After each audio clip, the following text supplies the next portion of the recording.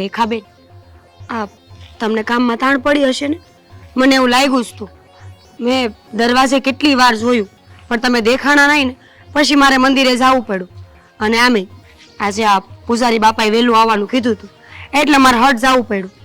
પણ પછી મને એમ થયું કે તમે આવ્યા હોત ને તો સારું હતું. સારું હોત એટલે? તમને ત્યાં કોઈ કાંઈ બોલ્યું છે? કોઈ કાંઈ કીધું?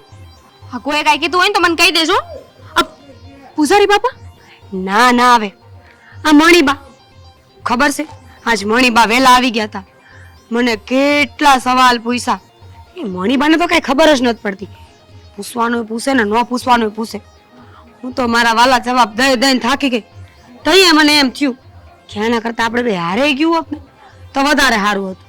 અને મને તો એ ખબર ન પડી કે એ ઢોંગ કરે છે કે હાચું કા આપણા ઘરની દયા આવે છે ને. હા, એ જ તો વાંધો છે. આ કેટલાકને સુધારવા બેહું અને ક્યારેક તો છે ને આપણી પાસે જવાબ ન હોય ને ત્યારે ચૂપ જ રહેવું વધારે સારું.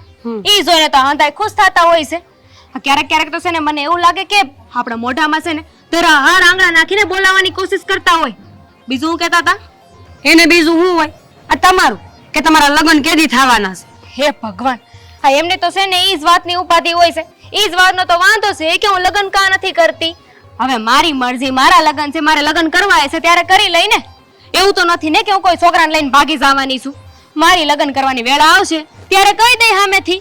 આ એમને તો છે ને એમના ઘરે ઊંઘઈ નહીં આવતી હોય કે હું લગ્ન કેમ નથી કરતી. ઈ ઉપાધિમાં ને ઉપાધિમાં તો છે ને ઈ હુતાય નહીં હોય. બીજી હું પંચાયત કરતા હતા. પંચાયત? અરે મારાથી તો સહન થાય એમ નહોતું. મને શું કીધું ખબર? કે તારો ઘરવાળો વયો ગયો ને તે દુનું મને ખાવું પીવું નથી ભાવતું, મને નીંદર નથી આવતી. અને પાછી બીજી બધી ઘણી બધી વાતો કરી.